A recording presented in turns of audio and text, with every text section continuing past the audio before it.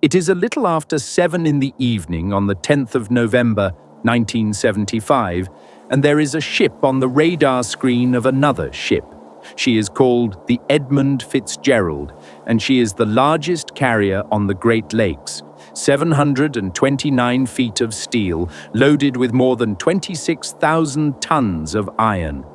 Behind her, some 10 miles back through the snow and the dark, the freighter Arthur M. Anderson has been keeping her in sight all afternoon, because in weather like this, you keep your friend in sight. At 7 minutes past 7, the Anderson calls the Fitzgerald to warn her of another vessel ahead. Captain Ernest McSorley answers. "We are holding our own," he says. That is the last anyone hears from her. When the Anderson's mate looks back at his radar a few minutes later, the Fitzgerald is not there. No flare, no distress call, no lifeboats in the water, nothing at all. 29 men were aboard, none of them came home. And nearly 50 years later, the cause of those few minutes on Lake Superior is still not settled. The record is open. What follows is what is known and what is not. She was launched on the 7th of June, 1958, into the River Rouge in Michigan from the yard of the Great Lakes Engineering Works. She had been built for the Northwestern Mutual Life Insurance Company and named for its chairman, a landlocked man, an insurance executive whose name would come to belong entirely to the water. At 729 feet, she was for a time the longest ship on the lakes, and she never quite lost the affection that came with being first. The sailors called her the Big Fitz and the Mighty Fitz and the pride of the American side. She was fast, she was handsome, and she was a record setter. She broke the seasonal haul record 6 separate times, and in 1969 she carried a single load of more than 27,000 long tons, the most any ship had ever moved down the lakes. Understand what she was built to do. A Great Lakes ore carrier is, in plain terms, a long steel box. Her deck is a single flat run broken by hatches, 21 of them, through which taconite pellets are poured into one enormous hold. To close each hatch, a heavy steel cover is lowered onto a raised steel lip called the coaming and clamped down by hand around its edge. There are no full watertight walls inside that hold, only a pair of screen bulkheads that do not seal. One historian described these ships bluntly as motorized barges. It is an efficient design, and for nearly 40 years it had never lost a vessel. On the 9th of November, 1975, the Fitzgerald left Superior, Wisconsin, at 2:15 in the afternoon, bound for a steel mill on Zug Island, near Detroit. In her hold were 26,116 long tons of taconite, iron ore rolled into small dark pellets, hard as gravel.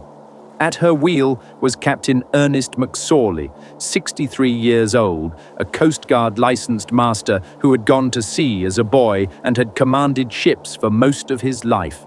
He was known as a heavy-weather captain, a man who pushed his vessels and got the cargo through. This was his last season. He meant to retire. The crew under him numbered 28, mates and engineers, oilers and wheelsmen, deckhands, a cook, a cadet. The youngest was a watchman named Carl Peckel, 20 years old. Most of them were from Ohio and Wisconsin. They were, by every account, an experienced crew on a sound and familiar ship, running a route they had run many times before.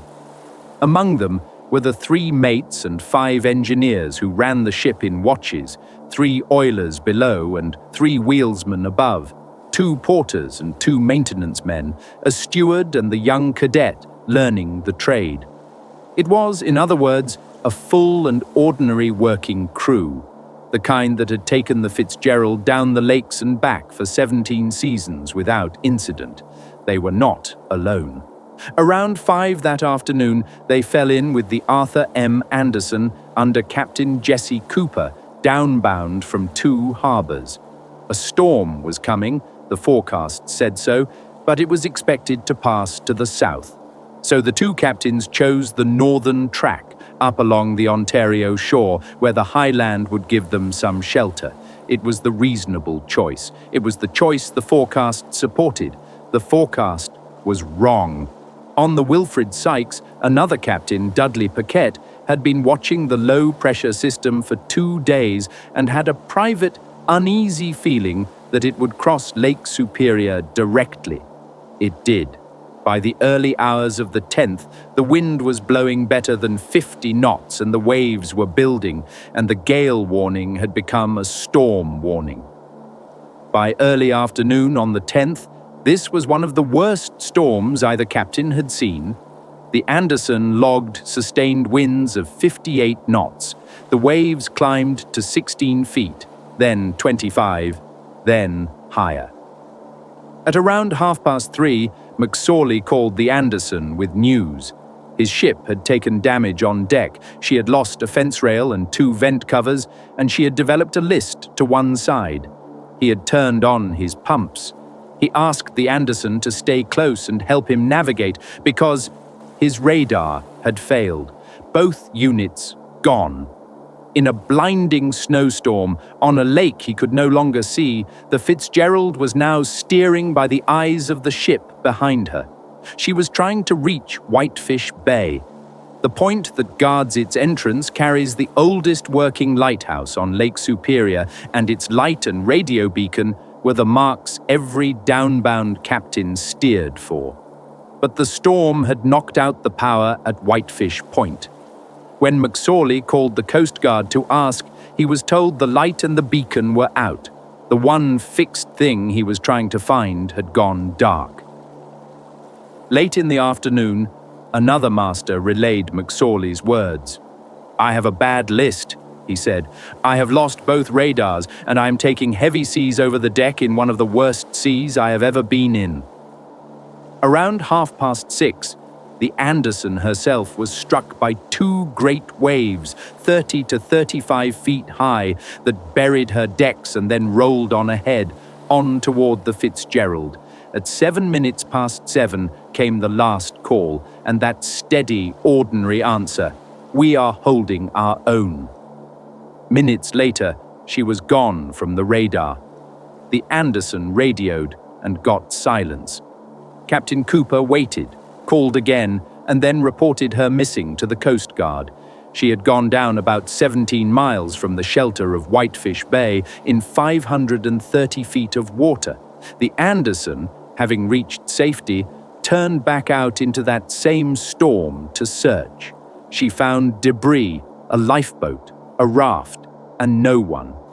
The Coast Guard opened its formal search that same night, and by 9 o'clock, the Fitzgerald was listed as missing.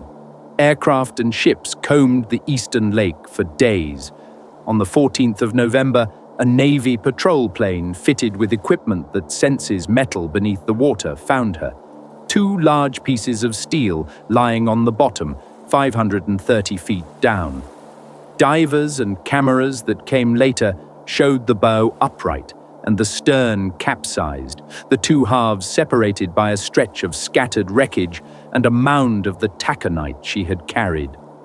She had broken apart. Whether she broke on the surface or as she struck the bottom is one more question the record cannot close. No one knows for certain why the Fitzgerald sank. 3 careful investigations reached 3 different conclusions. Here they are, in turn.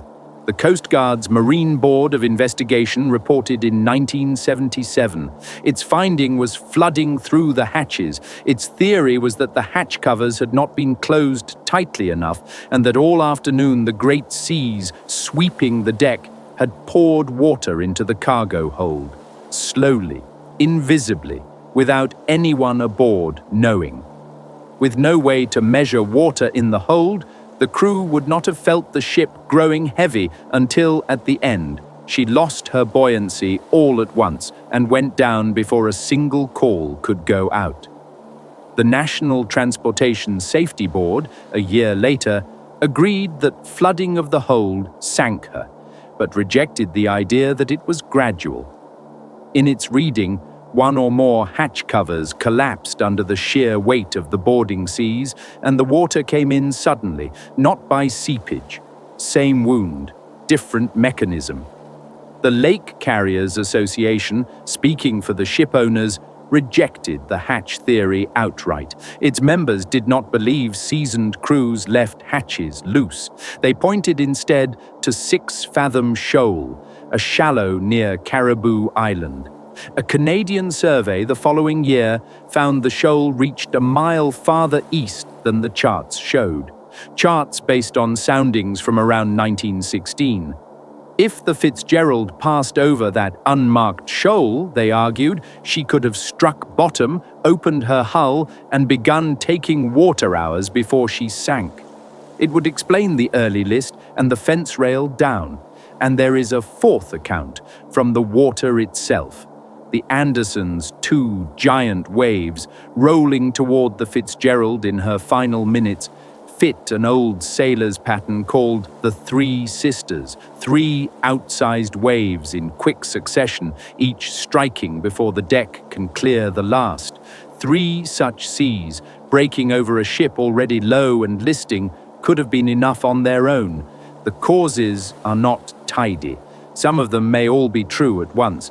A ship rides lower each season under raised load lines, takes some early damage over a shoal, ships water through covers stressed beyond design, and then meets 3 walls of water in the dark. What every finding agrees on is this: she went down fast without warning, and the lake gave her crew no time. Beyond that, the record stays open. Lake Superior kept this one. An open cause does not mean nothing was learned. The loss of the Fitzgerald changed how ships sail the lakes. Vessels were required to carry survival suits, so a crew in the water would at least have a chance against the cold. Depth sounders, fathometers, became mandatory. The Fitzgerald had carried none and had been sounding the bottom the old way, by hand. Load line rules were revisited. In the years before her loss, she had been permitted to load ever deeper, carrying thousands of tons more than her original design allowed, which left her riding lower with less reserve to lift her deck over a sea. Weather forecasting and reporting for the lakes were tightened. Inspections grew more frequent, and limits were set for how heavy a sea a bulk carrier should be asked to work in. None of it can reach back to the 10th of November. All of it was written so the next crew would not be lost the same way. In the summer of 1995, a diving expedition went down to the wreck and brought up her bronze bell.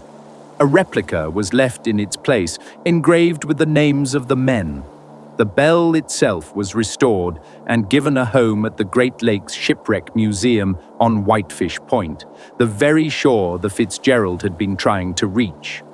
There, and at the Mariners' Church in Detroit, the bell is rung each November, 29 times, once for each man lost that night on Lake Superior, and then once more for all the sailors the lakes have taken.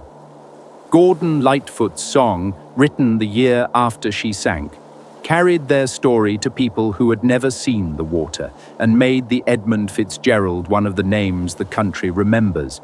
There were 29 of them. Ernest McSorley, 63, a lifelong sailor one season from retirement.